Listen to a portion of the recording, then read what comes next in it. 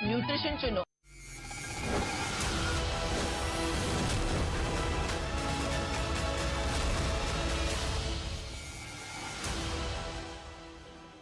लाख टके की बात की शुरुआत कर रहे हैं उत्तर प्रदेश की सियासी खबर के साथ। यूपी में होने वाले चुनाव को लेकर सियासी दलों के बीच जुबानी नूरा कुश्ती जारी है। हर कोई एक दूसरे को आईना दिखाने की कोशिश कर रहा है, बता रहा है कि कौन कितने पानी में है, किसको जनता धूल चटाने वाली है और किसके साथ जनता इस बार जाने वाली है। ये दावे नेताओं के हैं, लेकिन इंतजार कीजिए, अभी और वक्त है जनता जनार्दन का फैसला आने में। लेकिन उससे पहले परिवारवाद पर ये रिपोर्ट देखिए। और हमारे लिए पूरा उत्तर प्रदेश की 25 करोड़ जनता ही परिवार है। अपने खानदान के पास चले जाएं मुख्यमंत्री जी, उत्तर प्रदेश का भला हो जाएगा। प्रदेश परिवार नहीं है, उनके लिए अपना और अपना परिवार ही प्रदेश है। किसे खानदान याद आएगा, किसको माँ बाप याद आते हैं आखिरी में?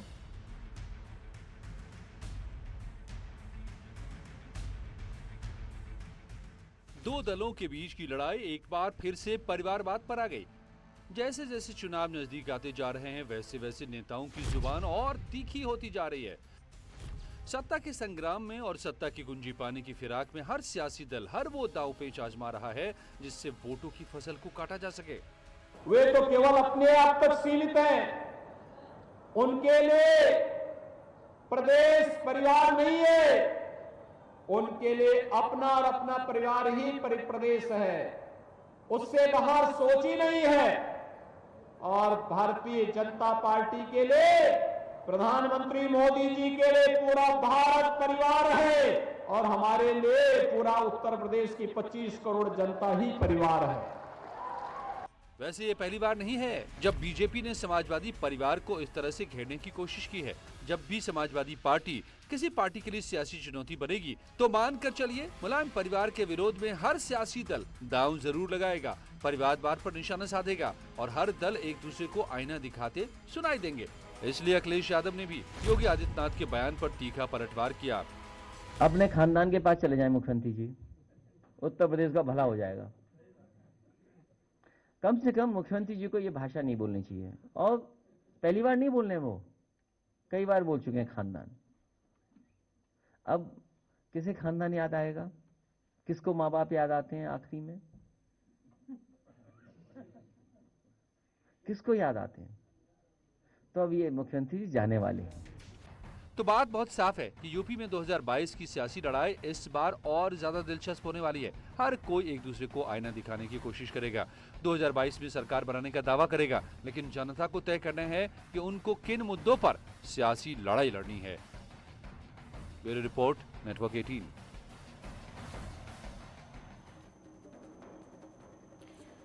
बढ़ते हैं मेन कप खबरों में आगे बात करते हैं उत्तराखंड के राज्य स्थापना दिवस की। तो आज उत्तराखंड का राज्य स्थापना दिवस है। उत्तराखंड की स्थापना के आज 21 साल पूरे हो गए हैं। पूरे देश प्रदेश में ही आज इसका जश्न मनाया गया।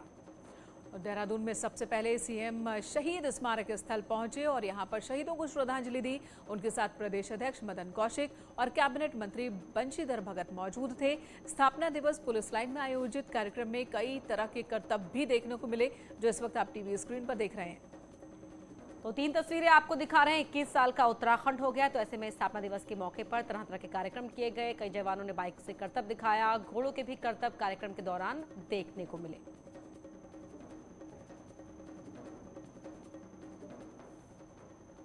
तो 21 साल का हो गया उत्तराखंड और कहा जा रहा है कि 21वीं सदी का जो तीसरा दशक होगा वो उत्तराखंड का ही होने वाला है। प्रधानमंत्री नरेंद्र मोदी ने ये बात कही और सीएम पुष्कर सिंह धामी ने इसको लक्ष्य बनाकर 2025 तक विकास का टारगेट रखा है।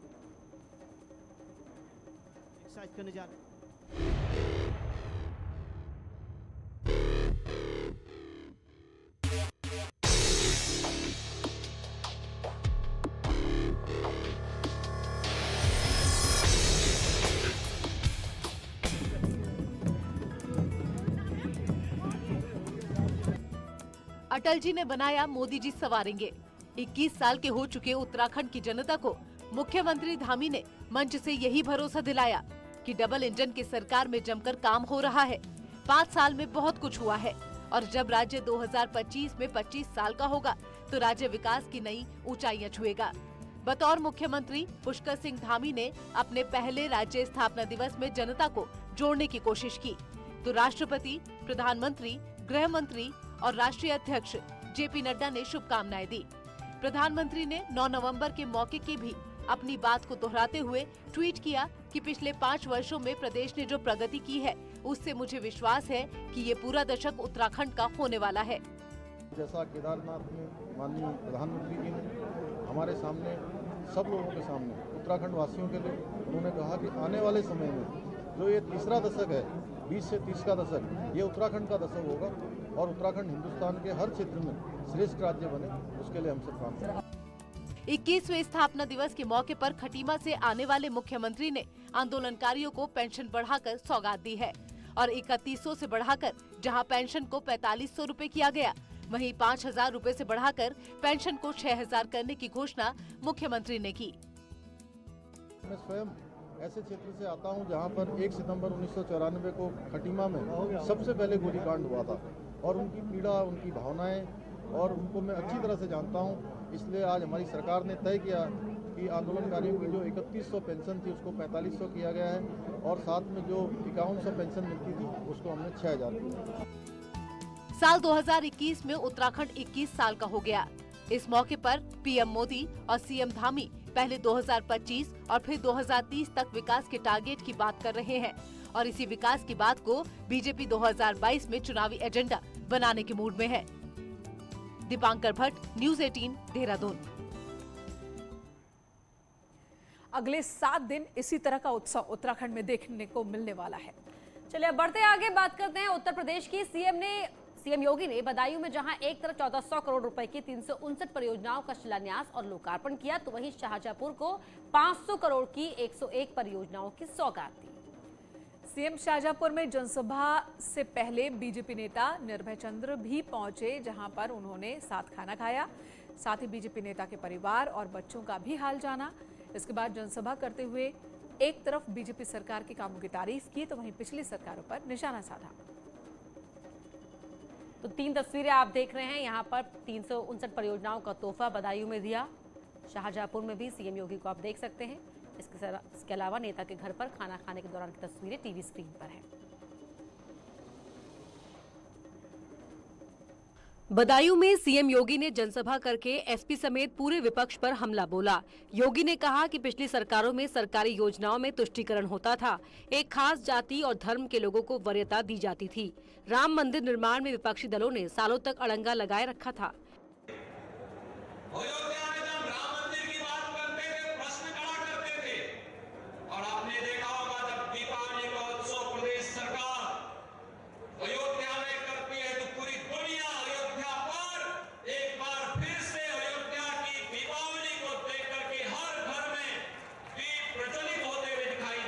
सीएम योगी ने कहा कि बीजेपी सरकार ने प्रदेश में कानून का राज स्थापित किया, 1800 करोड़ की माफियाओं की संपत्ति जब्त की और इतनी संपत्ति को बुलडोजर से ध्वस्त किया। विदेशों में संपत्ति अर्जित कर ले, दुनिया में कोई द्वीप खरीद करके अपने खानदान को सुरक्षित करने के लिए वे वहां पर निवेश कर लें, लेकिन प्रदेश सुरक्षित रहे, उनके एजेंडे का हिस्सा ही। मुख्यमंत्री योगी ने शाहजहांपुर को 500 करोड़ की विकास योजनाओं की सौगात दी। शिलान्यास और उद्घाटन के बाद सीएम योगी ने कहा कि 2017 से पहले यूपी में हर तरफ गुंडागर्दी की वजह से अराजकता दिखाई देती थी, त्योहार शांतिपूर्ण नहीं होते थे। शाहजहांपुर में नगर निगम और मेडिकल कॉलेज बीजेपी सरकार की देन है। पर्व और त्योहार कितने शांतिपूर्ण तरीके से संपन्न हुए, क्या 2017 के पहले संभव था? नहीं। 2017 के पहले पर्व और त्योहार शांतिपूर्ण ढंग से नहीं मनाए जाते थे। कर्फ्यू लग जाता था, दंगे शुरू हो जाते थे, कर्फ्यू प्रारंभ हो जाता था, कोई शिकायत करता था, झूठे मुकदमा में फंसा दिया जाता था। योगी ने कहा कि एसपी और बीएसपी सरकारों में प्रदेश के बजाय केवल परिवार का भला करने में ध्यान दिया गया। उन सरकारों के पास कोई भी ठोस योजनाएं नहीं थी। योगी ने कहा कि अब होली तक सरकार मुफ्त राशन देगी। 4.5 वर्ष के अंदर जो आपने चाहा वो आपके शाहजहांपुर में होकर के आ गया। भाइयों बहनों, जब आप नेक नियति से कोई कार्य करते हैं तो ईश्वर भी उसमें सहयोग करता है। जनता को करोड़ों की सौगात दी है मेनका, तो मंच से यहां पर सियासी निशाना भी साध दिया मुख्यमंत्री योगी ने। और लगातार पश्चिमी यूपी के दौरे पर मुख्यमंत्री हैं और कल का क्या कार्यक्रम है मुख्यमंत्री का, ये भी आपको बता देते हैं। मुख्यमंत्री कल कानपुर में मेट्रो ट्रायल रन को हरी झंडी दिखाएंगे और इसे लेकर जिला प्रशासन और मेट्रो के अधिकारियों ने सभी तैयारियां पूरी कर ली है। कार्यक्रम के मुताबिक सीएम सुबह 9:30 बजे सीएसए के हेलीपैड पर पहुंचेंगे और वहां से मेट्रो यार्ड आकर मेट्रो को हरी झंडी दिखाएंगे। मुख्यमंत्री श्यामनगर जाकर जीका प्रभावित लोगों के परिजनों से भी मिलेंगे और उसके बाद वहां से चकेरी एयरपोर्ट से मथुरा के लिए रवाना हो जाएंगे। कार्यक्रम की तैयारियों को लेकर आज डीएम और पुलिस कमिश्नर ने मेट्रो यार्ड का निरीक्षण किया। तो 3 घंटे कानपुर में रहेंगे मुख्यमंत्री योगी। सुबह 9:35 पर कानपुर पहुंचेंगे और सीएम के आने से पहले पुलिस कमिश्नर और डीएम ने यहां इस कार्यक्रम की तैयारियों का जायजा पूरी तरीके से लिया, सुनिश्चित किया कि सब कुछ व्यवस्थित तरीके से कल संपन्न हो जाए।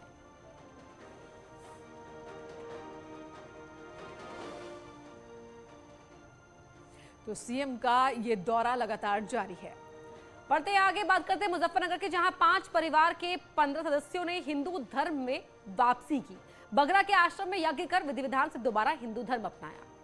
ये सभी परिवार 18 साल पहले अपना हिंदू धर्म छोड़कर मुस्लिम धर्म अपना चुके थे, जिन्हें आज आर्य समाज मंदिर में हवन यज्ञ कर शुद्धिकरण कराया गया और हिंदू धर्म में इन्होंने वापसी की। तो मुस्लिम धर्म से हिंदू धर्म में वापसी कर बागपत की एक महिला ने कहा कि उन्हें बहला फुसलाकर मुस्लिम धर्म में उनको लिया गया था। पहले उनका नाम मिथिलेश था, जिसे बदलकर जरीना खातून किया गया था। अब एक बार फिर हिंदू धर्म में वापसी कर जरीना अपने पुराने नाम मिथिलेश के साथ बेहद खुश है।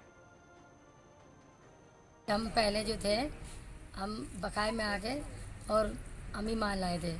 अब हमारा जो हुआ अपने राजी से हम हिंदू धर्म में आना चाहें। कितने परिवार हैं आप लोग? हमारे हैं 11। तो आप कहाँ के रहने वाले हो? बागपत। पहले आपका क्या नाम था? पहले जरीना खातून। तो इससे पहले आपका क्या नाम था? मिथिलेश। और अभी आपका क्या नाम रखा गया? मिथिलेश ही है। आज से 18 वर्ष पूर्व हिंदू किसी दबाव में आकर के मुस्लिम समाज में चले गए थे। वे आज आश्रम में आए। तो 18 साल बाद मेनका यहाँ इन परिवारों के लोगों ने घर वापसी की है। बिल्कुल, ये यहाँ रुकेंगे छोटे से ब्रेक के लिए, तुरंत लौटते हैं।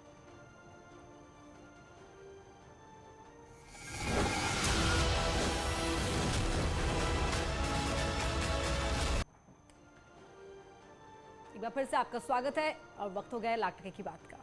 आपको लिए चलते हैं संभल, जहां पर एक बहुत ही खास प्रोग्राम का आयोजन हुआ है। 5 दिवसीय कल्की महोत्सव संकट मोचन महायज्ञ के साथ शुरुआत हुई। कल्की पीठाधीश्वर प्रमोद कृष्णम ने यज्ञ में आहुति देकर सुख शांति के लिए प्रार्थना की, संकट मोचन और हनुमान चालीसा का पाठ किया। श्री कल्की धाम परिसर में सुबह 108 कुंडे संकट मोचन महायज्ञ का आयोजन किया गया। इसमें मध्य प्रदेश के पूर्व मंत्री वहां महामंडलेश्वर कंप्यूटर बाबा ने वैदिक मंत्रों के साथ अग्नि प्रज्वलित कर यज्ञ में आहुतियां दी। कल्की धाम में 13 नवंबर तक की कल्की महोत्सव का ये आयोजन होना है, जिसमें सचिन पायलट, दिग्विजय सिंह समेत कई बड़े नेता भी शामिल हो रहे हैं।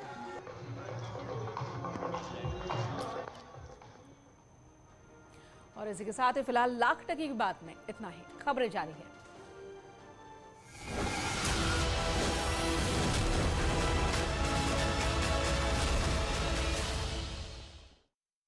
राज्य के विकास के लिए काम